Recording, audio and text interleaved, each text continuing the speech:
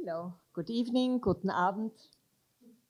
Ladies and gentlemen, esteemed guests, and dear friends of the Austrian Cultural Forum New York.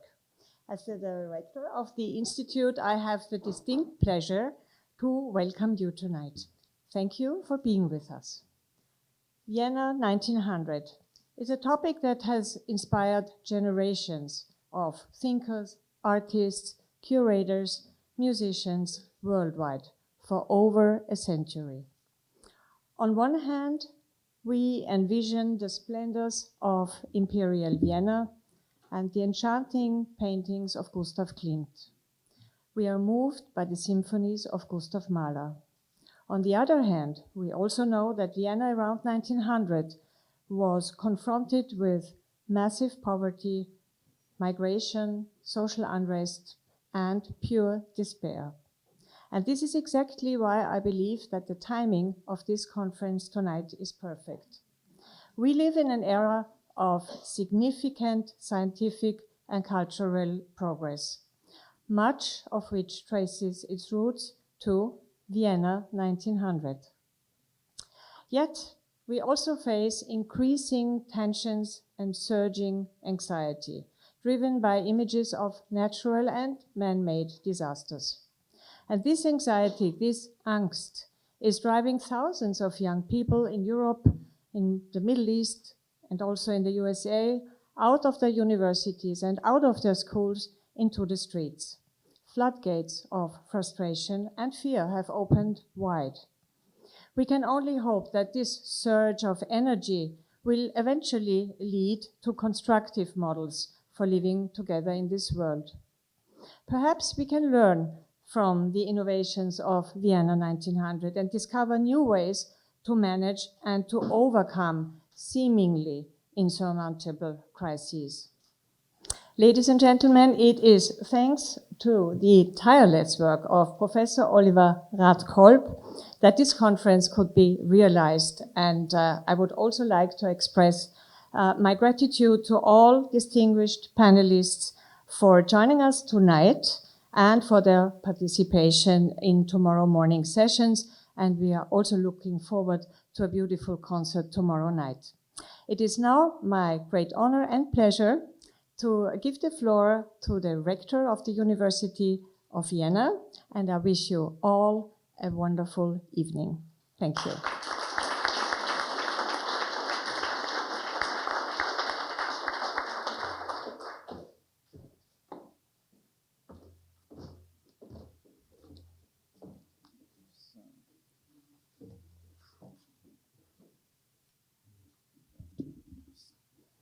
Yeah, dear Director Keppler-Schlesinger, distinguished panelists, dear ladies and gentlemen, it's really a great pleasure for me to say a few words introducing the conference, and I've been authorized by Professor Radkolb to extend a little bit over the 2 minutes that are usually accepted for such introductory remarks.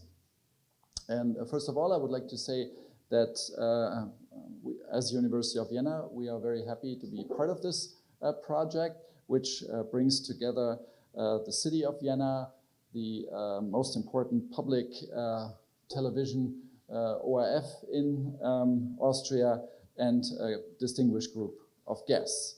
Now, Vienna 1900 has become a kind of synonym for modernity, a sort of hotspot for creative genius in many fields, not to say of almost every field in the arts and sciences around 1900, from poetry to literature, to theater and music, to figurative arts and design, but also medicine, psychoanalysis, philosophy, and the famous School of Economics in Vienna too.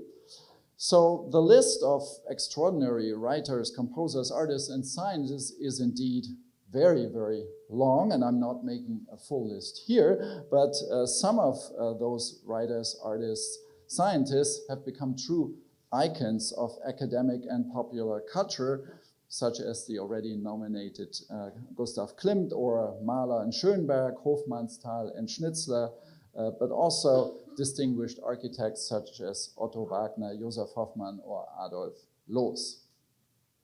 I think if this conference addresses again the topic Vienna 1900, the purposes are twofold. In the first place, the conference looks a little bit into the prehistory of Vienna 1900, so looks into what might have been the structural preconditions that made it all happen, or then some decades later, so beginning from the World Expo in 1873. But secondly, and I guess tonight most importantly, to reflect about what Vienna 1900 can teach us about Vienna today. So to look into Vienna 1900 from a Vienna 21st century perspective, to see if there can be some lessons learned about what is needed to foster the cultural and scientific creativity that has characterized Vienna 1900, and also look into the institutional frameworks that are needed to foster such extraordinary creativity as we have seen in Vienna around 1900. And I'm obviously not going into many details, but I just wanted to point out a few things which, it's not me, but it's the most recent research on the topic has pointed out as characteristic for Vienna 1900, and that might also give us some hints and directions for discussions of Vienna in the 21st century. So obviously for Vienna around 1900, very important and key was the transdisciplinary discourse and the cross-fertilization between the arts and the sciences that created that sort of creative energy and facilitated the exploration of new territories and approaches. Key was also the great diversity of cultures, the range of opinions and even conflicting ideas that came all together in Vienna around the time, also politically ranging from very conservative to absolutely progressive, and also ranging from very nationalist ideas about Vienna 1900 to very internationalist ideas, all present at the same time. Another key to read Vienna 1900, obviously, is the presence of people that had more than one talent, so that were geniuses in their own right in different fields. For example, just to give two examples, Arthur Schnitzler was a physician and then became a writer, or somebody like Arnold Schönberg, who is well known as composer, but also as an art historian, I have to say, is a very, very interesting and influential artist for Vienna, or painter for Vienna around 1900.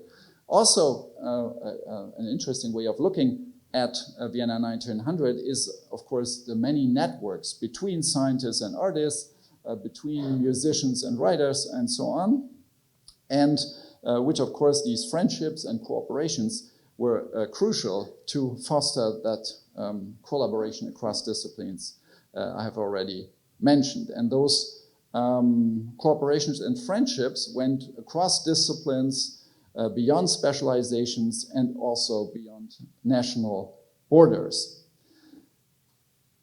As I said before, and just to give a few examples, for Vienna 1900, of course, it's all about Vienna, but Vienna 1900 would have been not the same if it would have been a closed discourse. So it's very important also to look at Vienna 1900 in the sort of very active dialogue with other centers at the time, such as Berlin, Paris, or London, indeed. And to give a few concrete examples, just let's look briefly at Hugo von Hofmannsthal, who is that sort of very Viennese writer he is, but very important for Hofmannsthal, of course, his very close contact with Stefan George in the beginning and then afterwards with Rilke. And just a few weeks ago, there was at auction in Germany a beautiful letter of Rilke after he met Hofmannsthal in Vienna, and he writes back, once he was back to Prague, and fortunately the letter, which is absolutely extraordinary, has been acquired by the Freies Deutsches Hochstift, so it will be available for research as well. So the very same Hugo von Hofmannsthal, obviously very Viennese, but had these important contacts to the other writers mentioned. Also, we have to remember his extraordinarily successful cooperation with Strauss, which many people at the time thought not really appropriate for somebody like Hofmannsthal, but very successful indeed. And I also would like to remind you of the fact that on Hofmannsthal's writing desk, there was a famous sculpture by Rodin, representing a bronze sculpture representing genius. And that was on Hofmannsthal's desk every single day. So I think this also gives you an idea of the international aspect of Vienna 1900. Or, of course, Gustav Klimt. And it's hard to speak about Gustav Klimt, Erich Kandel in the public, but I will try a little bit. And Gustav Klimt, of course, is unthinkable without Freud, is unthinkable without Karl von Rokitansky, the great physician in Vienna, and all of this has obviously beautifully analyzed by Erich Kandel in his famous book. But I also want to remind you that Klimt and the Vienna secession, of course, one of the most important works produced for the secession is the Beethoven Frieze. So again, we have this cross-disciplinary dialogue between figurative arts and music. And of course, as part of the same ensemble, there was also the famous Beethoven statue by Max Klinger. And one can say probably that Vienna around 1900 would not be Vienna around 1900 with something typical for the time, but especially true for Vienna. And there was a cult of genius around the city, which was unbelievable. And for example, to mention someone else, Kolo Moser, a little bit less famous than Klimt and Hofmannsthal maybe, but a very important painter and stage designer who was somebody who really very, very closely read Nietzsche and was an enthusiast of Richard Wagner. And if you look at his paintings, which are so much Vienna 1900, but there's so much Nietzsche and so much Wagner in it too, not only in Kolo Moser, but just to underline how important this international aspect also was. And then Josef Hoffmann, Wiener Werkstätte, more Viennese than that. But again, what would be the Wiener Werkstätte without the arts and crafts movement in England before and the contemporary movements in Belgium, for example, in France, in Germany as well. Anyway, this is just to indicate a few aspects of what made Vienna 1900 so special. And I think those are aspects that might be very important for Vienna in the 21st century as well. And that is diversity of opinions, of ideas, of styles, letting people, discuss with each other, even if their ideas are conflicting, and creating a framework to make this all work. But I wanted also to mention one aspect which is critical today too, and that is, from my point of view, Vienna around 1900 would have been not the same if there wouldn't have been a number of sharp critics and intellectuals to comment all the time on what's happening, to inform people of what was happening in Vienna and elsewhere. Just to mention a few, Karl Kraus, of course, Hermann Bahr, Rudolf Kassner, there were so many of them, the same Hofmannsthal commenting on it, and that's what's also needed for a critical culture, to have these people introducing new themes and topics, to comment on what's happening, and that's probably more difficult today. Not that we don't have good critics and public intellectuals, but it's the crisis of the media that makes it more difficult, to give those people a voice. And so I would say that to create not something similar, but equally productive in the 21st century, of course, what's needed is the city and its cultural institution. What's needed is the universities and other research institutions. I guess we have a very good cooperation and very much feel that there is a joint responsibility to create that framework, which I have discussed before. And just talking about universities, you, of course, will also know how difficult it is within the same university to get something like cross-fertilization beyond fields, beyond faculties going. We are trying hard, and I think we have even to try harder, because even more so than around 1900, all the hot topics, the important topics for the future of the planet, our societies, are basically, can be addressed only with a transdisciplinary approach, something like climate and sustainability, global health and nutrition, or also digitalization and AI. I mean, this is not just a technical problem. It is obviously also something that needs a philosophical frame, an ethical frame, a legal frame, and also creates a lot of social disruptions, as we all see in the world around us. So I think it's even more important for universities now to make sure that across disciplines, people come together to look together from different perspectives at those themes and topics. And so to conclude, I'm very happy to see that in our audience, in our panels, we have exactly sort of the institutions, but also the distinguished speakers that will be able to cross boundaries, to cross disciplines and also fields. And so I think we can be all very much looking forward to the discussions that will follow tonight and even tomorrow. Thank you.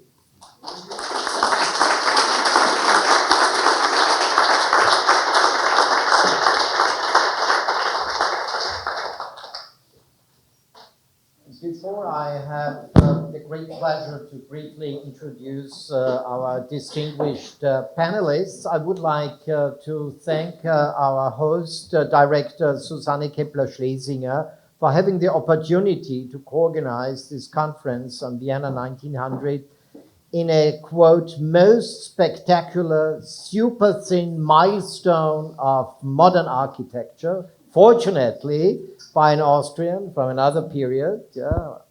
Modernity didn't stop in 1900. By Raimund Abraham, who was born in Austria, as we heard yesterday, in Lienz, and then later on, after he had studied in Graz, moved to the US. And he built, and this, I think, is a good indication of 1900 too, he built on the grounds of a townhouse of a renowned businessman, Harley T. Proctor, which in a symbolic way reopens the perspective from 1900 again. But today we will focus on the 1980s and the present in Vienna. Dr. Keppler-Schlesinger, a musicologist herself, contributed to our program with valuable suggestions, which we appreciate very much. Gerald Heidegger, the editor-in-chief of the internet platform Topos of the already mentioned Austrian public TV, is a gifted literary scholar, and we together designed this program, assisted by Lydia Radkolb. And this is also based, and I think it's reflecting what Rector Schütze already had said, on a long-standing and highly successful cooperation between a research institute, the Vienna Institute for Contemporary and Cultural History and the Arts, and topos.ORF.at. And for example, in 2022, we provided a daily intervention to revive the cultural power of Strauss-style music in all the districts of Vienna pre-1900, ending with an article which was also not only published in Austria, but also in the New York Times, focusing on the long history of the New Year's Eve concert of the Vienna Philharmonic Orchestra. I appreciate very, very much the financial support of the city of Vienna for our institute, and also the conference, and also for the close cooperation with the city of Vienna, which I think is moving along very well between the University of Vienna and the city of Vienna. Thank you so much for the perfect and efficient cooperation with the team of the Austrian Cultural Forum, especially Mrs. Melina Ziamos and Mrs. Valentina Funes-Reiner, and in the VICCA back office home in Vienna, Mrs. Jana Jodelbauer. This time, we would like to intensify the dialogue between renowned experts from the US, Great Britain, and Austria, both focusing on the one hand on innovations in cultural life in Vienna and also in Salzburg today. And we will try to reanalyze the origins of Viennese modernity around 1900 and the long-term impact on culture, both in the international arena, in Austria, and in Europe. In the name of the organizers, including also the City Library, I would very much like to thank all participants today and tomorrow for joining our efforts to reshuffle and rethink the origins and effects of Vienna 1900. And I appreciate the perfect introduction by our rector, Sebastian Schütze, who also is an outstanding art historian, by the way, not just rector, to speak. It's a special honor and a real personal also privilege that I can welcome Professor Denise Kandel and Professor Eric Kandel here. Already was mentioned with his really path-breaking book on fin de siècle. He contributed very much to a new form of analysis of Vienna 1900, focusing on the interaction between the sciences and humanities, based on his own research on the brain and his studies on learning and memory. And as you all know, he was awarded because of these studies with the Nobel Prize in Physiology and Medicine in 2000. And he just published a new book, and I will do some marketing, for Professor Kandel, essays on art and science, and I can really honestly recommend it to buy and read it. We will really try very hard in this conference to find new perspectives, new form of models, new methodological approaches. But tonight we will really focus on Vienna and the developments of Viennese cultural life, Viennese life and society since the 1980s to the present. It's a special, really also personal pleasure and honor to welcome the City Council, the Executive City Council for Cultural Affairs and Science of the City of Vienna, Veronika Kaup-Hasler, to our panel. In several instances, she is a path breaker in a positive sense. She's the first woman, as far as I remember, in this position. Ursula Pastor, second woman, sorry, you see. Obviously, I'm a classical contemporary historian, That means I'm focusing on the present and completely forget the past, but thank you so much. That's the second woman, but she is, and here I think Ursula Pastak was a great journalist and very important also politician in cultural affairs, but you're the first really professional culture and theater scholar and also professional from the cultural scene. Fortunately, I'm now saved again. Kaup-Hasler was running the Contemporary Art Festival Steirischer Herbst in Graz with great ambition and courage for nearly 11 years. And I'm very happy that she just flew in directly from the May 1st celebrations in Vienna yesterday night. That's also part of Vienna, as we will hear also tomorrow by Mr. Cockett.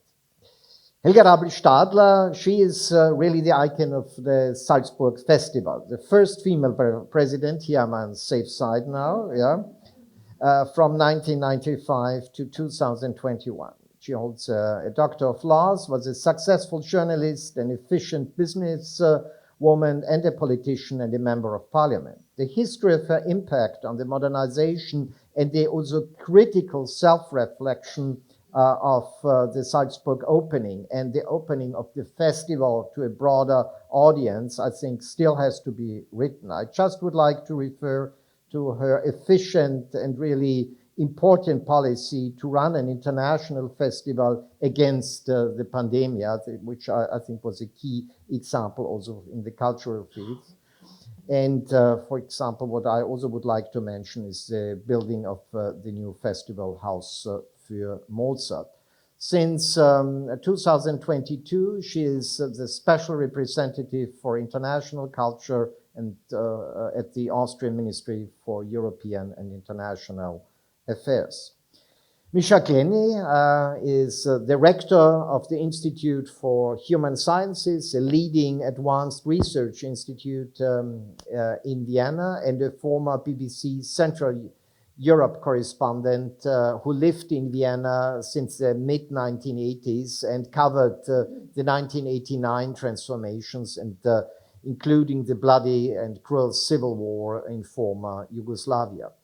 He has published a number of important books on this period, and his best-selling non-fiction book, McMafia, on organized global crime, even became a TV drama series. Rector Kleny is, I think, an outstanding example of a great intellectual, a sophisticated analysis, and a marvelous writer. He's publishing in the Financial Times, in the New York Times, in the Guardian, and other leading newspapers. Now, it's really a very, very special honor, and I would like to also make a special welcome to you, President Linda G. Mills from the New York University. Despite the difficult situation which we are experiencing today on campuses throughout the US and also in Europe as a result of the horrible and bloody crisis in Israel, Palestine, and the Middle East, she joins us today. And I'm very grateful for this, and I will look forward to her perceptions of how Vienna changed and how Vienna was also reinvented within her own family. And we look forward to her presentation based on the family memoirs. And I will not say more because it's your presentation then. She's the 17th president of NYU and holds the Lisa Ellen Goldberg Chair as professor for social work, public policy, and the law. Based on her outstanding research, she has positively influenced the treatment of domestic violence and restorative justice-based programs. In addition, being a great scholar and author, she is a prize-winning filmmaker too, and we will hear more about that. I'm a humble professor of contemporary history at the University of Vienna and the chairperson of the academic committee of the House of European History in Brussels. I'm publishing on European and Austrian history from the perspective of the long 21st century, which means that I start in the late 18th, early 19th century, and then end up in the present, and I'm also the chairman of the Vienna Institute of Contemporary and Cultural History and the Arts. Now, let us start with the first round of opening statements, then we will have a second round on the podium, and then we are pleased to ask you for questions and comments. Yes, please, we will start with Mrs. Veronika Kauphasler. Thank you so much, Oliver. Thank you, Mr. Director. I'm happy that we can be here all together, analog, which is important in those days, to meet and talk about relevant issues. It is hard for me to make the leap from Vienna 1900s to Vienna 2024, but I try to, because what you understand is after this first period Dean Schütze was talking about, of course there was this kind of red period, short period of red Vienna. There was the First World War, first of all, but then the empire was destroyed. Then we had this kind of social engaged period where workers got new housing structure, which is imperative still to the current policies in town, which gives people the ability to live in an affordable place. And up to now, we have this kind of 2/3 of all housings have to be supported. So that changes a society and a city, and Misha will tell more about that. And yet, after that, the two fascism were marking wounds in our society. And it is imperative to understand their art now, because not only that generations of Jewish Austrians were erased, murdered, or had to flee from the country. So it was important to understand this is a wound which is still open somehow. And this is a wound which affected afterwards, after the Second World War, also what Austria was. And there was a big, unforgivable silence in Austria. So they tried to cover it up. It was only Germany who has to deal officially with the guilt. Austria was a little bit like the bystander, or tried to minimize the role. But this was a very good moment for the arts, because in the arts, the aggression grew. and so we have still a great generations of Viennese painters, writers, Austrian writers like Elfriede Jelinek up to now, or Thomas Bernhard, who fought against this silencing. And there was a no welcome culture for a long time. Only 1997, the Social Democratic Chancellor admitted that Austria has its own share in the historic guilt. So it was so late. But then this was really an opener and a changer for the whole art. And I think now, 2024, we are again finally in a period where we can face the history very self-critically, where we welcome also descendants from Jewish families. It is another society. It's I would say diverse, maybe, and that's the bridge to 1900. It's international. We have now 2 million inhabitants, and so this is where I am now. And what did I do since 6 years? We try to work on the idea that art has to be accessible by all, regardless the financial structure behind, where they are coming from, which kind of education they have. So the city gives a lot of money into the arts and to science. And it is really a tradition. We don't have this kind of sponsoring or private engagement. So everything is on the shoulders of the city or the federal government. And so there is a commitment to provide art as a social place for getting together. And this was even more developed from my side and my team when we had the Corona pandemic, because we know we all suffered so much from not coming together, but books, films, music, they helped us to survive.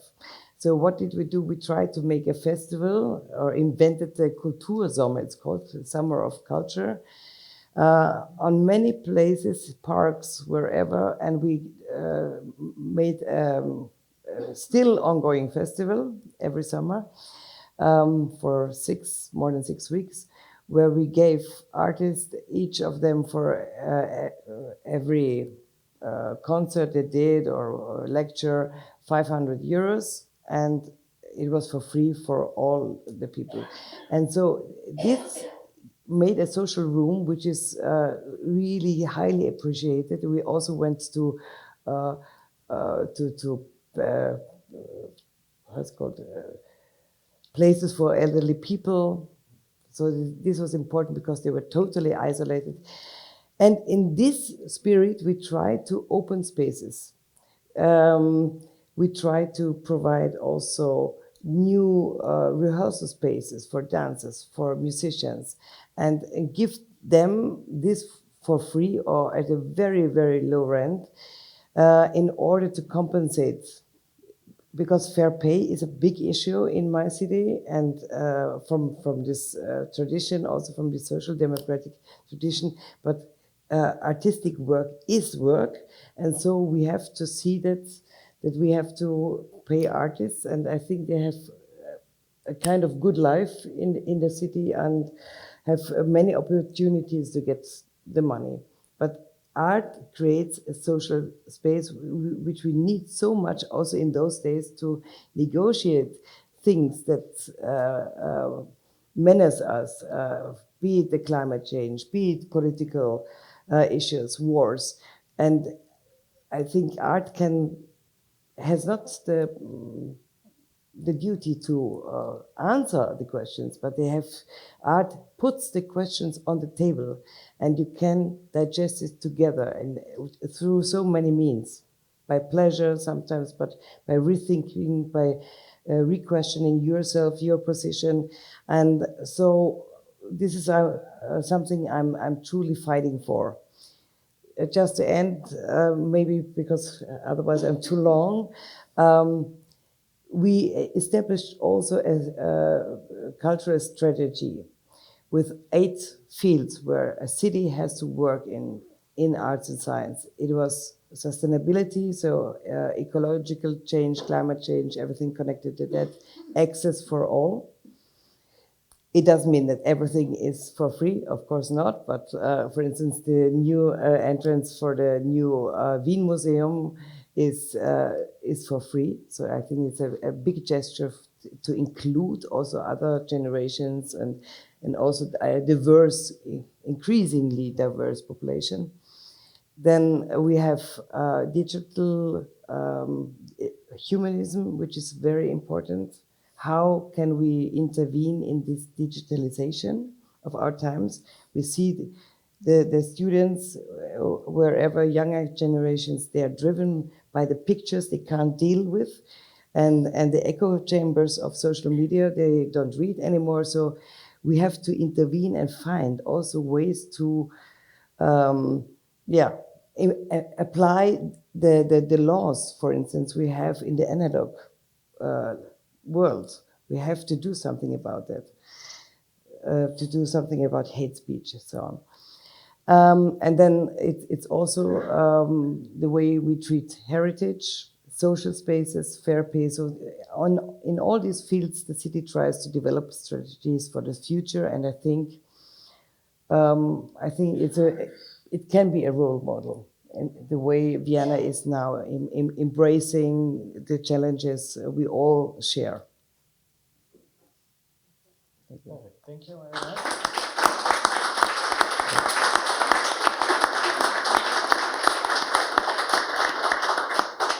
Thank you so much. I think you also built already a very good bridge back to 1900 and back into the present and especially into the future. And now I would appreciate if Stadler would focus on where is Salzburg heading. Salzburg. A bit an alien here because I come from Salzburg, not from Vienna. And perhaps this is the reason why we invited you. Yeah. And certainly some wonder why you invited me, the long-term president of the Salzburg Festival. But first, I say you cannot talk about the relevance of Austrian culture for international cultural development without mentioning the Salzburg Festival, the mother of all festivals. And second, the birth of the Salzburg Festival has much to do with Vienna. In reality, the Salzburg Festival was an invention of Viennese artists, above all Hofmannsthal and Max Reinhardt, while Karl Kraus, the great writer and satirist, saw in Austrian the experimental stage of Armageddon, and the writer Robert Musil predicted Austria a future as European reserve of elegant decline. The visionaries, Hofmannsthal and Reinhardt, took action. At a time of depression, hunger, and poverty, they invented the festival as one of the first projects of peace after World War I. It was a project against the crisis after World War I, the crisis of meaning, the loss of values, the identity crisis of the individual, but also of an entire people. As a beacon of light for Europe, more than 100 years later, I think this mission statement is more valid and important than ever. From the very beginning onwards, the festival always had three missions: an artistic one, an economic one, it was to help this impoverished region, and a political mission.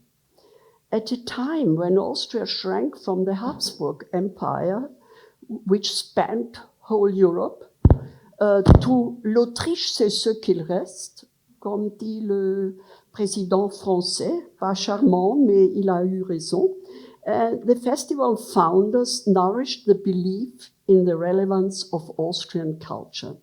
And your presence as an audience and ours on the panel is proof that they were right in their conviction politically and territorially.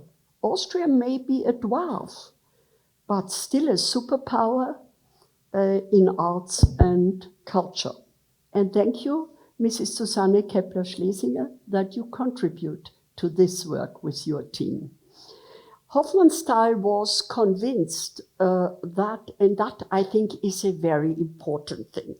Hofmannsthal was convinced of the Austrian mission to create cultural synthesis. The Austrian writer Hermann Bahr, as you mentioned, one of the strong promoters of the festival idea at the turn of the century, even spoke of the possibility of a post-war Europe as an expanded Austria. In his book, The Austrian Man, der österreichische Mensch, Kulturgeschichte der Eigenart Österreichs, published in 2010, the American historian William M. Johnston supports the Hofmannsthal thesis in a most intriguing way. I quote, "As a product of the education and training received in the imperial civil service, the character type of the Austrians served to mediate between classes, regions, and above all, nations. This can be equated with what social scientists nowadays call a corpus of social capital. According to this hypothesis, the rapid disappearance of social capital in the form of mediating civil servants was what plunged Central Europe into the conflicts between 1918 and 1989, end of the quote. And Johnston draws the conclusion that, I quote again, if one could wish for a reader for Hofmannsthal's wartime essays, then it would have to be the American President Woodrow Wilson. Had the author of the 14 points of January 1918 been aware of Hofmannsthal's argument for the role of the Theresian Mensch, this civil servant, as a civilizing force, he might have moderated the principle of self-determination in Eastern Central Europe, or at least treated the rump of Austria with more respect during the negotiations over the Treaty of Saint-Germain, end of the quote. Hofmannsthal's wishes did not come true, but the financially very fragile festival survived World War II and even assumed again a very political function in the process of the re-establishment of a free, independent Austria. There are serious historical indications that the Great Three meeting in Yalta knew and recognized the festival as a proof of an independent Austria.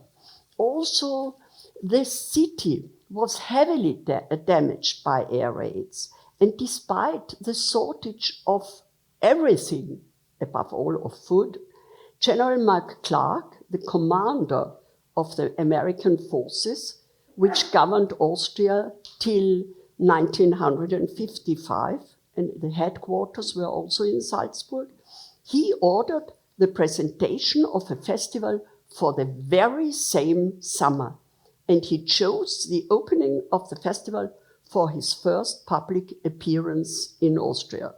Of course, a positive side effect for the Americans was that it allowed them to position the Salzburg Festival as a counterpoint to Vienna, where the Soviets ruled.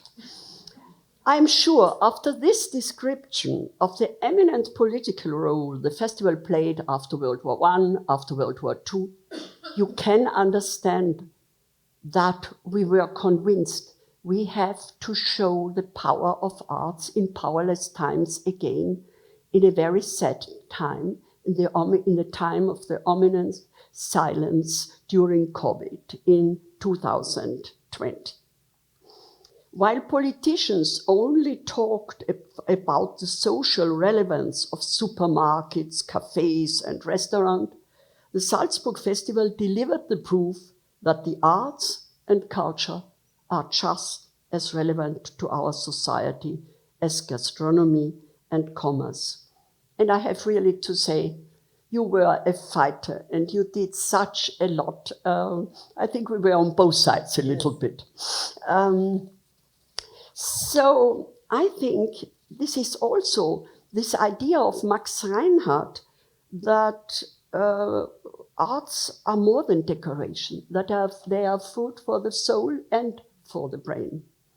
With a three-step plan, so safety first, then arts, and financial implication, we braved the lockdown and celebrated our centenary with 110 performances.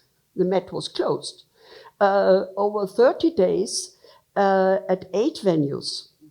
I will never forget Beethoven's Ninth Symphony with Riccardo Muti and the Wiener Philharmoniker, and when the chorus sang "Und diesen Kuss der ganzen Welt," this kiss the whole world. This was certainly one of the happiest moments of my life. We had revived we had revived the founding idea in a truly meaningful manner. We spread hope and we gave people courage. And I was asked also to discuss a little bit the strategy of the Salzburg Festival within today's cultural environment. The artistic strategy is clear. Salzburg wants to maintain its reputation as one of the world's most important platforms for opera, drama, and concert. And I'm sure that our artistic director, Markus Hinterhäuser, has made the right choices once again for 2024. And I think it's also what we are talking about, 1900 and the diversity of ideas. The festival is always then important and successful when it shows the whole range of possibilities. Markus Hinterhäuser wants to offer more than only a series of good concerts. What does this mean today to follow the founding ideas? He sees in the festival program an invitation to the audience to think, to reflect. Please don't misunderstand this, of course. Artists and the festival, as you already said, we are not here to give answers, but to have the right questions in a time where they are so often quick, and that's why wrong answers. So to find our own way to solution. Democracy is in serious danger, and people tend to withdraw to their bubble. But I often observed after performances in Salzburg, visitors discuss the eternal problems like love and hatred, jealousy, passion, war and peace for hours. I will always remember, after a strong performance of Mozart's La Clemenza di Tito, an opera written in 1791, staged by the wonderful Peter Sellers, the whole restaurant started to discuss whether taking revenge or forgiving is more likely to show that you are a strong character. And I'm so happy to have in the first row Marin Alsop, who conducts at present El Niño in the Met wonderfully. She is the bridge between Austria and New York. She brought our Radio Symphony Orchestra to now new artistic heights. Good that you are here.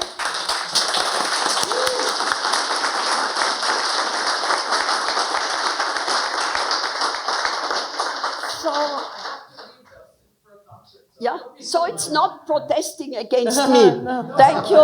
Thank you, Marion.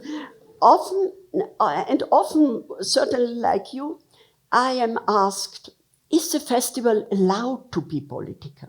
Or does the festival have to be political? The festival never wanted to engage in party politics, and I find it rather boring how often we have seen Trump wigs in Shakespeare directors on stage. Not in Salzburg, of course. But the big problems, the war in the Ukraine, the situation in Gaza, migration, climate crisis, demand that the festival takes a stand. The arts cannot save the world for us, and they cannot end wars. But what they can indeed do in times like this is to help us stop, reflect. And 25 years ago, Daniel Barenboim and Edward Said, I met his widow, Mariam Said, today for lunch, founded an orchestra from the sons and daughters of people at war with each other, the West Eastern Divan Orchestra. And of course, they hope that this will contribute to understanding in the tragic region. Daniel Barenboim does not give up. And he posted in January, "Our message of peace must be louder than ever. The greatest danger is that all the people who ardently desire peace will be drowned out by extremists and violence. But any analysis, any moral equation we might draw up must have as its core this basic understanding: there are people on both sides." 104 years ago, the Salzburg Festival means 104 years of cultural history. The Salzburg Festival doesn't be reinvented every year, but it must be brought into a new present with every season. And I like very much what Nikolaus Anoncourt, the famous Austrian conductor, said: "A work of art which aims to inspire and move people requires qualified rejection as much as it needs agreement. Art must reflect the mental state of its time, must act as counterweight and opposition." Thank you.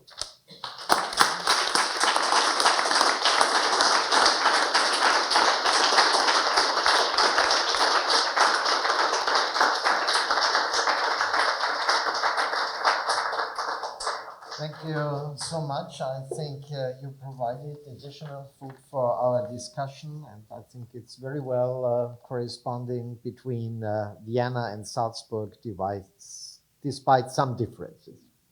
I look very much forward now to Misha Klemy, please. I'm not checking my emails, by the way. I'm putting a timer on so that I don't go on for too long.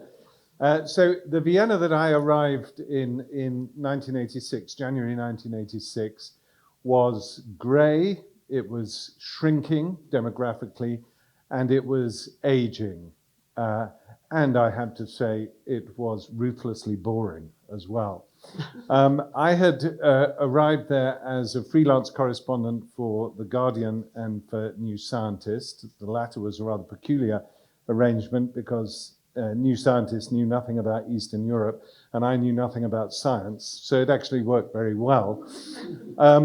My editor at The Guardian, the foreign editor at the time, Martin Woolacott, said to me before I left, he said, "You know, Misha, there won't be many stories for you in Vienna. Nothing ever happens there, and Eastern Europe is under communist rule. There's not much going on there at all, so prepare to be creative as you launch yourself as a journalist." 2 months later, the Waldheim story broke, and all of a sudden, all eyes were on Vienna for a very long time. This was an extremely important event in Austrian history. For me, it was the pivot of Austrian post-war history, because it was the event when, of course, the slam dunk presidential candidate for Austria, Kurt Waldheim, and former UN Secretary General, was exposed as having lied about his past during the war. There was certainly amongst a large part of the Austrian population a defensive stance, which argued that Waldheim was a decent and upstanding candidate.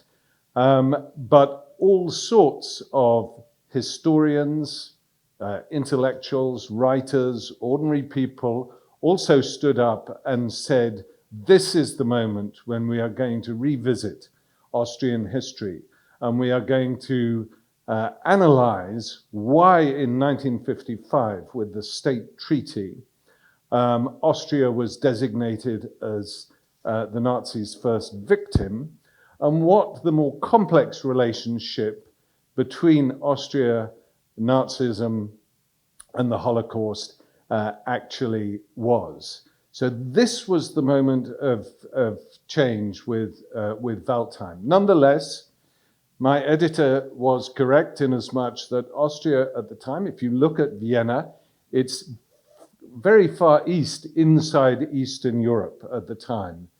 Prague is much further west, and it was surrounded by communist countries. So its most important function was as the city of spies, although the golden period of the 1970s, when Bruno Kreisky had brought in a lot of the international agencies into Vienna, was very important. It was particularly important again in 1986, when Chernobyl exploded, because the International Atomic Energy Agency was situated there in Vienna, so I had to learn a lot about science then. But this was the first of three events which changed that aging, tedious, and grey city into something very, very different. The second event were the revolutions in 1989. All of a sudden, Vienna was not a sort of lonely outpost to the east. All of a sudden, Vienna was once again right in the center of European events. It had a historical memory of many of these countries, particularly northwestern Ukraine, around Lviv, Lemberg, the Czech Crown lands, Slovakia, Hungary, parts of Romania, Transylvania in particular, but also, of course, Yugoslavia. And then 5 years after this, the Austrians voted to join the European Union and became members in 1995. Now, what you saw happen then was a surge of migration into Vienna. Unlike many other countries, this migration came from Czechs, Slovaks, Hungarians, particularly people from former Yugoslavia during the wars in Yugoslavia. They were people who had a very strong residual cultural connection with Vienna, and they were absorbed very easily into Viennese life. Now, this gave Vienna a huge economic boost, combined with its relationship with the European Union. So these three events together transformed the Austrian capital in a very fundamental way.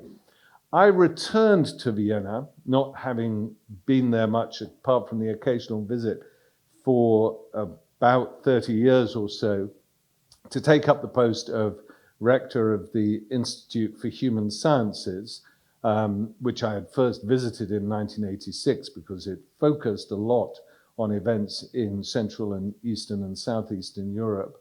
I returned in May 2022. Vienna was transformed. Instead of being a city of 1.5 million people, as Veronica has pointed out, it was now 2 million people. It was the fastest growing capital in the European Union. its higher education structure had changed dramatically. You see a lot of people coming from other EU countries, but also from elsewhere in Eastern Europe and indeed beyond, to Vienna. It has, including a significant number of German students. And this is a sub-discussion that perhaps we can have later. But Austria has a very, very distinct cultural heritage. And it fascinates me to see the difference between Viennese culture and any form of North German culture. And a lot of Germans are beginning to learn from Vienna in fundamental ways. You're seeing a migration of artists from Berlin, for example, into Vienna now, because there is so much going on. And Veronika Kaup-Hasler, I mean, she'll get bored of this over the next couple of days, but she really has had a transformative effect on various aspects of culture in Vienna. But one of the fundamental reasons why people are coming to Vienna is that the infrastructure of the city is unparalleled. Above all else, as Veronika mentioned, the housing in Vienna is quite unique and quite remarkable. Over 60% of Viennese inhabitants live in some form of subsidized housing. Not only that, you have middle-class people living in Gemeindebau next to the sort of housing estates, next to migrants, next to working-class people. When these estates get built, their first priority is to make sure that they are appropriate, they have all the facilities for children. And this has had a critical effect on rejuvenating Vienna. The age of the population is coming down, and it is more diverse. So 45% of the inhabitants of Vienna, their parents were now born in a country other than Austria. I hear as much Serbian and Croatian in the middle of Vienna as I do German. I hear Albanian, I hear Turkish, I hear Hungarian, Czech, Slovak, a lot of Ukrainian, a lot of Russian. It is a very diverse and dynamic migratory city. Now, that housing issue is what I want to finish up with, because this housing policy started precisely 104 years ago in 1920. It was the consequence of a few visionaries who were elected as the leaders of Vienna. And at the time, in 1918 to 1920, Vienna was surrounded by temporary accommodation, which were not that dissimilar to the favelas that you see around Rio de Janeiro today, or the barrios in Bogota and places like that. They made housing the absolute priority, and they started to buy up land. They put a wealth tax, a luxury tax on those people who had money at the end of the war. And this strategy of making housing a right for the inhabitants of Vienna, as opposed to the free-for-all that we see that exists in London, that exists in Berlin, that exists in Dublin, not to mention San Francisco and Los Angeles, is now attracting housing specialists from all over the world coming to Vienna to say, how did you do this? Because what's remarkable about living in this city now is the one thing that nobody stresses about is how much their rent is going to cost. And so their concerns are about other issues, and it's not to do with public transport, which is, in my experience, more or less impeccable. All the basics of life, I'm not saying it's without its problems, Vienna, but all the basics of the infrastructure are there, and it's one of the reasons why the city is able to focus on the issue of culture, which, as described, is critical in terms of social cohesion. It's no coincidence that every year Vienna is voted by The Economist and various other institutions as the most livable city in the world. But it's not just livable for oligarchs and the 1%. It is livable for ordinary people, and it is a remarkable testimony to 100 years of thinking long-term about what urban living should be about.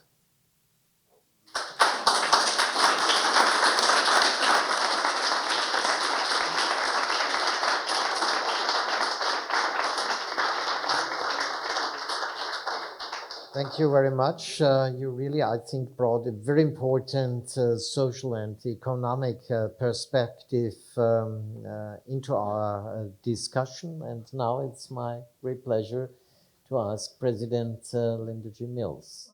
Okay, I'm going to take you on a very different journey. So thank you all, and how much I appreciated what you said. I'm going on a personal family journey, and I'm going to take you with me. So it was our son's third day of kindergarten. My husband and I walked him to PS 234, the elementary school that basked in the shadow of the World Trade Center towers. It was a beautiful fall day on September 11th, 2001. I sauntered out in my flip-flops and a light jacket. I am from California. We watched our son Ronnie run inside the school holding his best friend's hand while we lingered on the playground. Minutes later, as we were running from the burning buildings, my first thought was about my mother's family who fled Vienna on the eve of World War II. Grandpa Nate, my mother's father, was born in Poland. At the age of 12, he left his very poor family to look for more. By selling buttons on the street, he made his way to Vienna, where he met my grandmother, Eva. They married and had 2 children, my mother, Anne, and my aunt, Rita. Grandpa Nate started a very prosperous lingerie factory. In early November 1938, on Kristallnacht, the brown shirts, as they were called, rounded up my grandfather with thousands of other men at gunpoint and loaded them onto cattle cars heading east. As a salesman, Grandpa Nate was familiar with the many train routes. He also noticed a small hole in the wooden floorboards. Most important of all, he observed that the guards would disembark from the train at each station to march in formation away from the train for a few minutes and then back again. Grandpa Nate calculated he had just enough time to escape through the hole in the floorboards, which he'd been picking at to enlarge. He immediately sent a postcard to his wife, my grandmother, urging her to get the children out. His youngest daughter, my Aunt Rita, 11 years old, traveled on the kinder transport to London, where she was matched with a foster care mother. That's Rita, that's Anne. My mother, too old for the kinder transport at age 14, boarded a train to France, a boat to England, an ocean liner to New York, and an Amtrak to Los Angeles, all alone and without a word of English. Both my mother and my aunt harbored deep resentment for Austria throughout their lives and blamed Austrians for the death of their family members, even though my mother often qualified her anger by describing her idyllic childhood in Vienna. Soccertort mit Schlag at Demmels, still there today. When 9/11 happened, I knew viscerally that I could not repeat my mother's reaction to her family's heartbreak. Her anger about the Holocaust, justified as it was, became self-perpetuating and always fomented fear in our family. As a kid in LA, every Sunday morning, I would wake up to a blaring radio, a Christian sermon of one sort or another. When I'd ask her why, as a Jew, she was listening to a Christian radio program, she'd say, "I need to be sure they're not starting trouble." That is funny. She also had a sense of humor. I wanted our son to celebrate our differences after 9/11, not reinforce them. Despite his frequent nightmares about Osama bin Laden after we ran for our lives on 9/11, I wanted him to know the world was, for the most part, good. We applied for him to attend the United Nations International School, where diversity and global education were celebrated. But that wasn't enough. I asked my mother to come with us to Vienna to show us what happened, to tell us her story. I wanted Ronnie, our son, to appreciate her Holocaust history, what it meant to her and what it meant to me, and what it might mean to him, given what he had experienced on 9/11. I wanted Ronnie to know that being ready in the face of danger was something you could learn, like my grandpa Nate escaping through the floorboards had taught me. Convincing my mother to return was difficult, but she finally relented. Ronnie was 9 years old when he first went to Austria. Once we were in Vienna, my mother regaled us with stories. When we visited their apartment on Hollandstrasse, she explained how her mother used to hide the money in the toilet in case the Nazis came looking for loot. Soon after the Anschluss, officials would often visit to inquire their assets. Where were they? Where was my grandfather's factory that had been the source of their success, their beautiful apartment, their car? My grandma Eva deflected, and a notation was made in the record that it seemed as though she was hiding something. Indeed, she was. My grandmother had the foresight to ask her Christian neighbors to carry a duvet to London with them. The day my Aunt Rita arrived on the Kindertransport, she knew she had one mission: to find those neighbors. She begged her new foster mother to take her for a visit. Sure enough, the duvet had arrived safely in the suitcase my grandmother had folded it into. Aunt Rita brought the suitcase back to her new room. She carefully unwrapped it. There were the silver candlesticks. Sorry, my grandmother had hidden.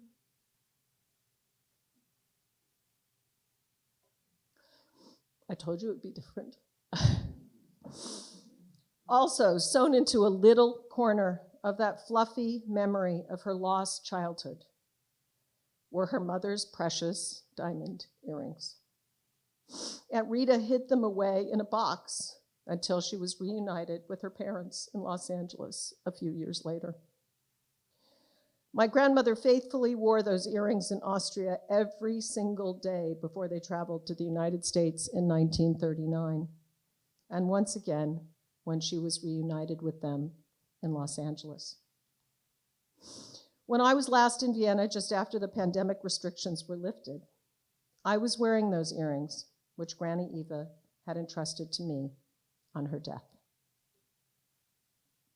One day, after visiting Stephansplatz, who doesn't go to Stephansplatz when in Vienna? I know my German is terrible.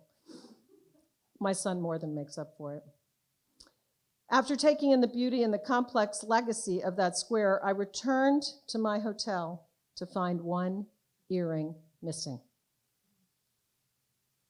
That's not possible, I thought to myself. I never took them off. I guarded them with my life. In a panic, I called my husband. He was shocked He knew how committed I was to taking care of them. I started to retrace my steps. Stephansplatz. That's the last place I visited. Perhaps the earring fell off when I was adjusting my coat, or it fell off when I pulled out my phone to take the picture. Stephansplatz. I went back 100 times over my 3-day trip to search for the earring that my grandmother gave me. I mourned the loss and beat myself up for days. Eventually, I came to believe that the earring was meant to return home. A diamond resting somewhere in those cobblestones, holding the memory of my family's relationship with Austria, once lost, now home. I never thought I'd say these words. I'm a citizen of Austria. And so is my son, Ronnie. What would my mother think? Would she have discouraged me? Called me a nudnik? My mother died 2.5 years ago after a long decline into Alzheimer's. It was my idea to apply for citizenship. By the time we did, Ronnie was 25. He had learned my mother's native language. He's fluent in German. It wasn't my mother's memory that convinced me to become a citizen. No. It's been getting to know the many wonderful Austrians who have rebuilt the country, toiling, undaunted by the long shadow of the Holocaust. Hanna Lessing, Herbert Posch, Duran Rabinovich, Lothar Erbling, Oliver, this whole panel, Susanne, to name just a few. My lost earring, our Austrian sisters and brothers, my son's perfect German, and my mother's complex emotions toward Austria connect us to the country and to its past forever. Thank you.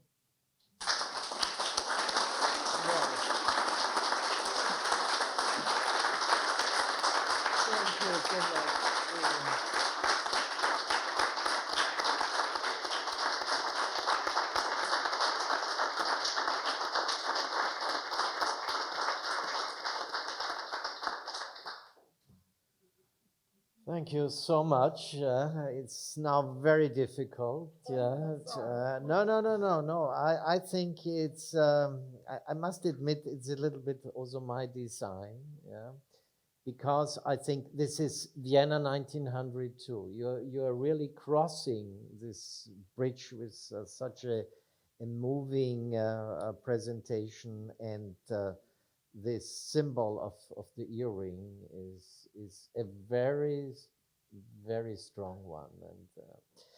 And but I think we'll take on a second round on the podium, and I would very much like to focus again on one issue which came up in different version in all the presentations, the issue of art as an important social room, as a social arena, trying to find a way out of conflicts within societies.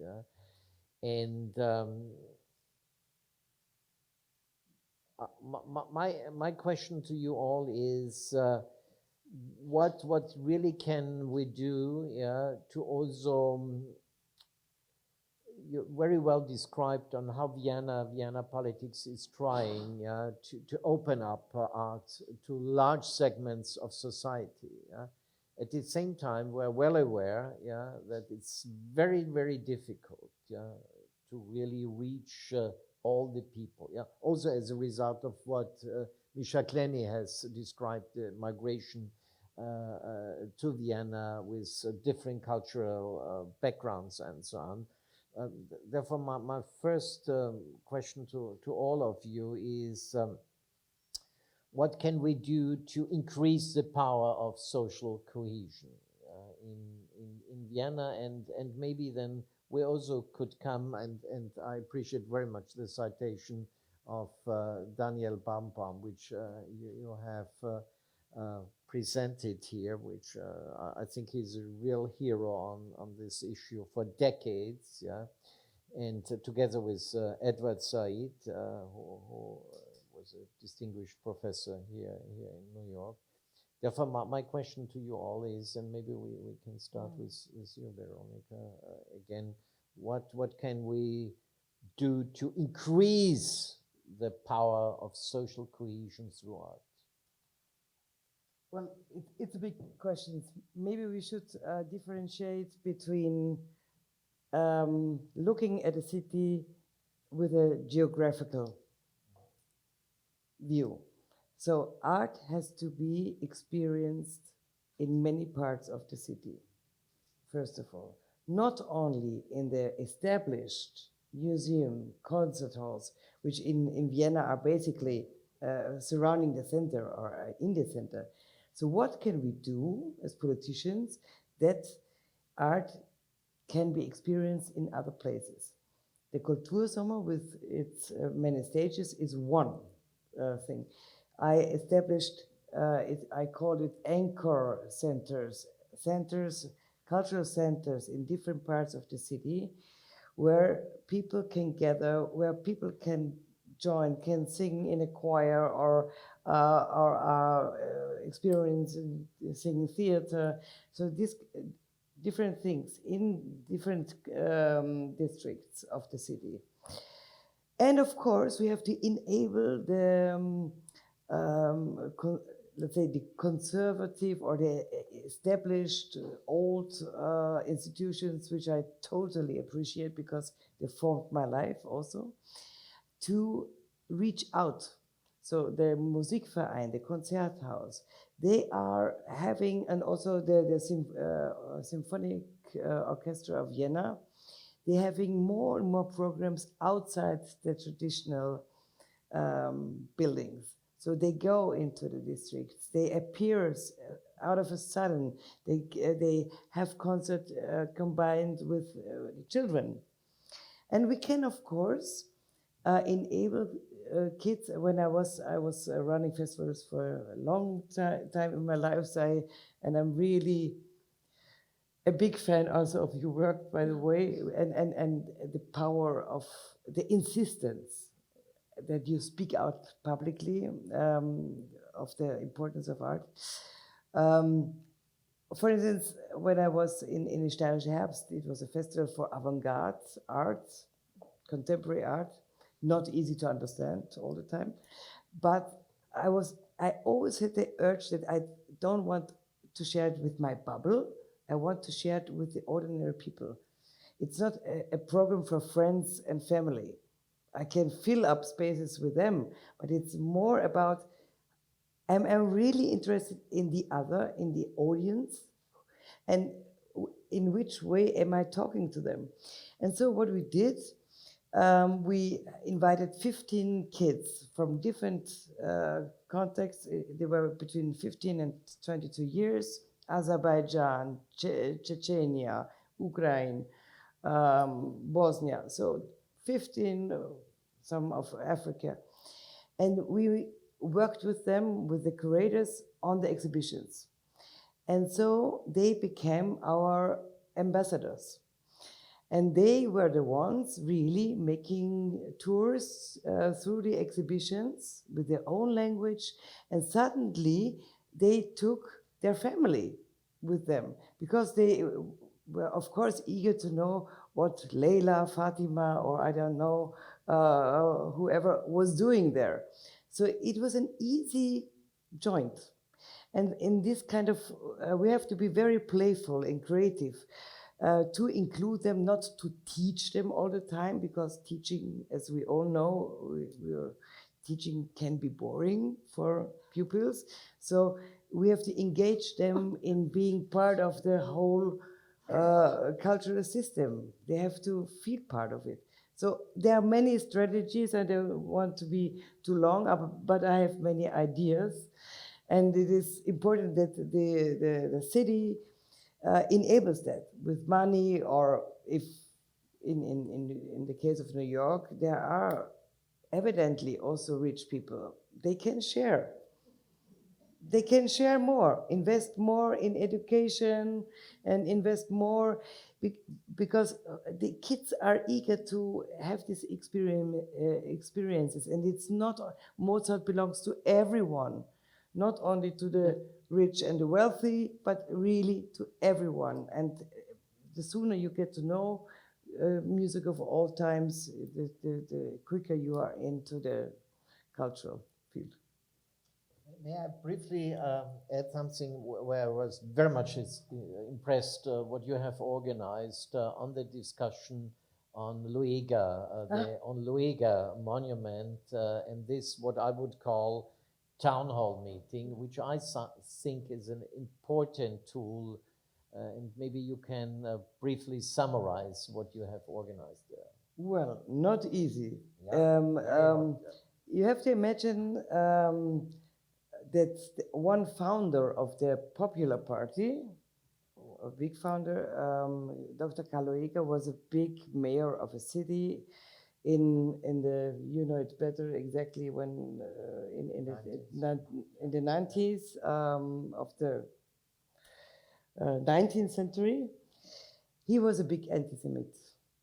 Although he had friendships with Jews, but he used the anti-Semitism of his time in order Get to votes. Hmm? To get votes. Yeah, to get votes. It was easy. It was maybe the first populist politician in a row of politicians we had later on. Yeah, but he really established that. It was a little bit Trump-like. But different to Trump, he really made also good things for the city. So he was taking care of hospitals and so. But anyway, and there is still a monument in Vienna standing there. And we had to find a way how to deal with this, because this monument can't be like this as it was. And there were a big votes or big cry out in media from a few people wanting to remove it completely. But there were others who said, no, this is history. We don't want to have this, and we want to have him even protected by police. Yeah, and so in this bubble situation where everyone was writing in social media, I said, no, we have to come together. It was in COVID times. So I invited 50 people for a whole day to talk to each other. Everyone had 5 minutes, and I said, listen to each other, listen. And the hate speech, which was in the social media, could not be there anymore. At the end, we found a compromise that we said, okay, the total removal can't be done, but we have to do something to make a bigger difference.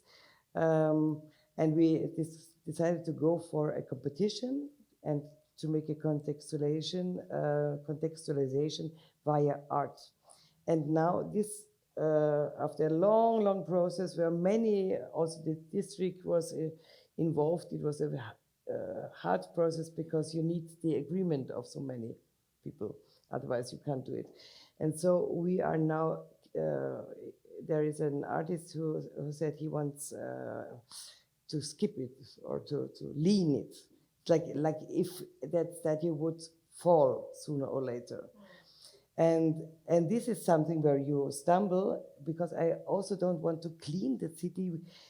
The city is a place to remember of so many wounds, so many things happened. And if I would change all the names and do only the wonderful, good fighters for liberty, and then next generations would have the impression that never anything happened in the city, which was evil. But I think there should be moments of anger and of not understanding what could ever happen in Vienna. And I think I want to remember that, and I want other generations to be able to remember that Dr. Carlo Eger used anti-Semitism to be a mayor and to be successful.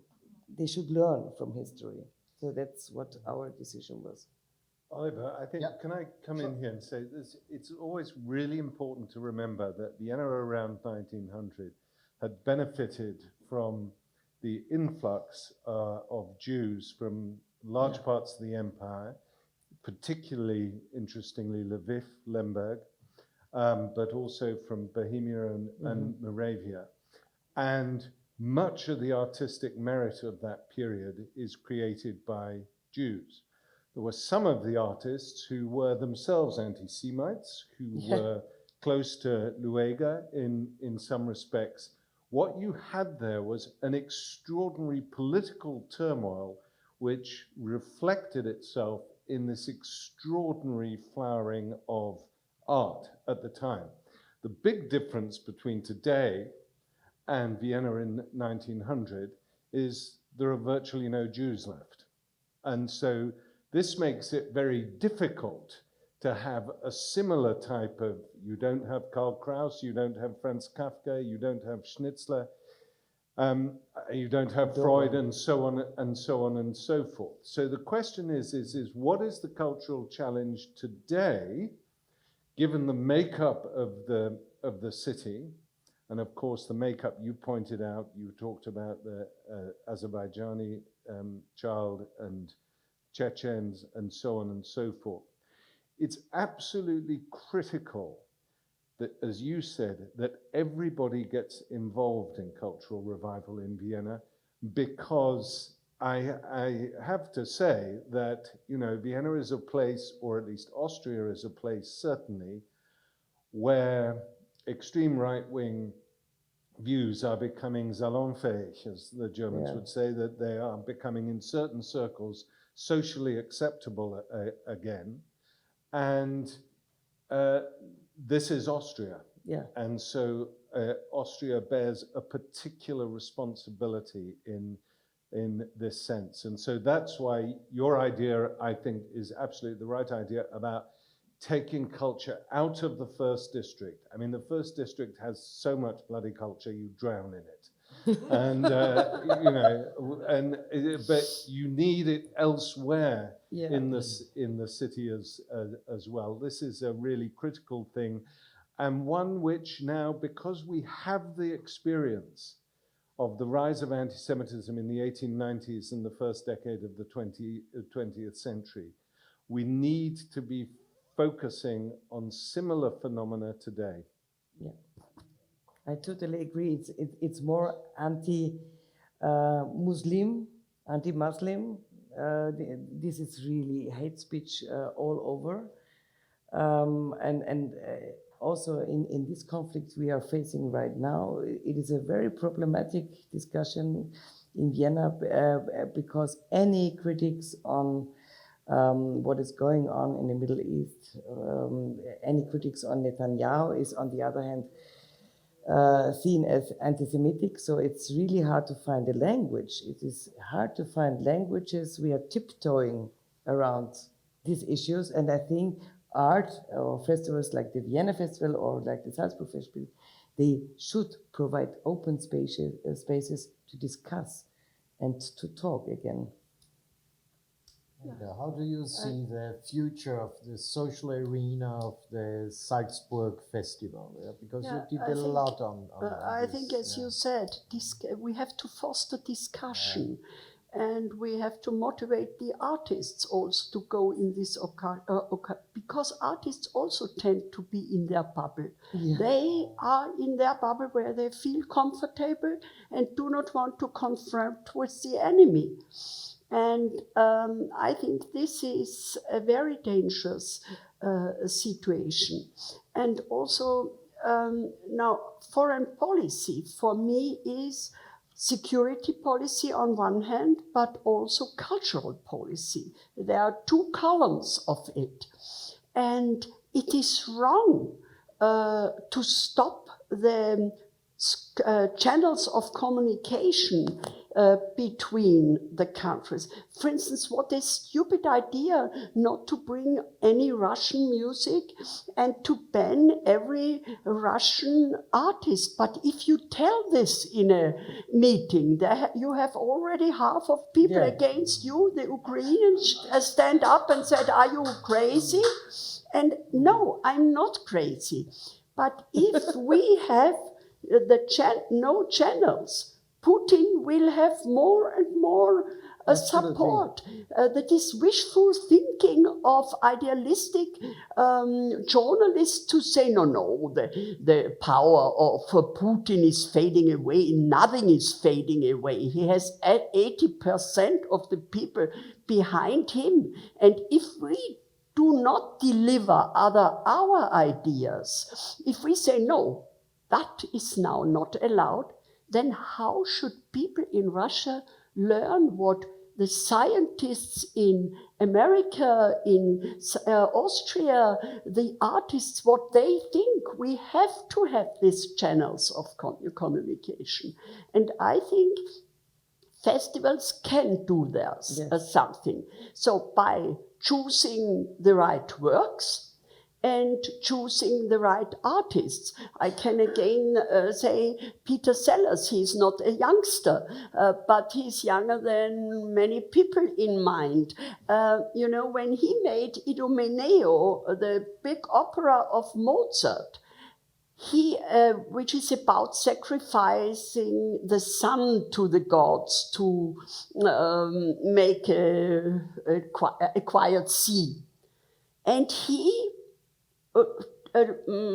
took it for environmental aspects. The sea, which is taking revenge because we throw so much plastic in it. It was wonderful. It were even bosses of Siemens and everywhere, they were all so fascinated by this idea, and we were all discussing afterwards, is this the way to bring Mozart nowadays? Yes, it is one of the ways. And opera can be very modern when we choose the right interpreters. President Mills, you have also such a long-standing academic experience with the issue of negotiations, violence, containment of violence. How do you see this model, which is now, I think, growing on the panel here, as art as a very strong power, I would even say, as a social arena, especially in the digital age? How you would interpret this? Well, I think art is a clear unifier, and very, but not necessarily so, which is, of course, your point. And so, but it can be. And the question is, how do we return to a time where people can tolerate listening and seeing different points of view? And I don't have any answers right now. We are so divided that people feel as though they need to declare themselves as opposed to listen. And I don't have any answers except we need to go back to learn how to listen again, because I don't think that we remember how to do that. So I think it's as simple as that. And then art can be an opportunity for us to experience different points of view and to learn how to build the muscle to listen. Not so profound, but simple. Yeah, it is. And therefore, I liked your model. I had the privilege to participate in this town hall meeting. Yeah. And for the first time, 50 people, which normally don't talk to each other. Yeah, they will shout at each other or send crazy emails around the whole world, which I hate really very much. Yeah? And the interest was, it was not really the result, but it was for the first time everybody could speak with a great Yes, moderator you have chosen, yeah. And then suddenly the discussion changed, yeah. And there are a large number of psychologists who go back to these old town hall meetings of Kurt Lewin and others, yeah, to find a way to Yeah, but I think yeah. it's a theatrical setup. Mm-hmm. Yeah, So right. coming Yeah. from my part, I think if you say Yeah. we have to discuss it, this can be so boring because these meetings are going on forever. But if you have like a game, you have rules. Everyone can talk for 5 minutes, then next you have to listen. It must be a But game, not everyone and is there so must be disciplined than you. a discipline, and there must be a certain pleasure aspect also. So maybe at the end you eat something together, or you start with eating. So maybe Yeah, you're this discussion could be a long table. Yeah. A long table. Everyone brings its or her own food, and the first thing we eat or we cook, and then we start talking. Maybe we have to invent different formats which are much more fun. And through cooking, I know that because I love cooking and eating. So through cooking and sharing, maybe some things are softer and more open and more, and maybe you have to be a little bit drunk. So also, no, this might help. This might help so that you start really sitting together and saying, are we really hating each other? This form of, we are so quick in the hate and this idiotic Facebook gesture. We internalize this. There's only this or this. And you only want to put your own opinion there, and there's no interest in communication. So we have maybe also to kill the plug-ins and the mobiles for 2 days, having a diet in terms of mobile phones, etc., and just sitting together. Maybe this is an idea, and an artist could help making the setup. You could use that also. To be a little bit drunken, what do you say? Well, slightly. Yeah, It's I like agree. Socrates, no? Yeah, We need philosophers who are not It's so... called lubrication. Yeah. Yeah, who are not so severe. I think you have become a witness of a new project for the Cultural Summer of Vienna. I'm looking very much forward to a large table in front of the town hall, which is a big place. Yeah. And then I hope you all can join us. I'm very sorry we have consumed too much time, but it was such a great panel. I would suggest there is enough time afterwards to talk to the panelists individually. I appreciate really your comments, and what I really like, because normally panels end up, everybody has his statement and a little bit of discussion, some questions, and that's it. But you created a new project here, and maybe the University of Vienna could also get involved in this table in front of the Rathaus, and I think that's one option, because, and to come to an end, it reminded me on what you have said on Daniel Barnbaum and Edward Said. This was also their idea, yeah? To create an orchestra with Palestinians, with students from all the Arab countries, with Israelis, Jews, non-Jews, yeah? And even in times of total crisis, even today, yeah, despite heated discussions in the orchestra, it's still working, and the academy is working because they have an environment. Thank you so much, and now I give back to you.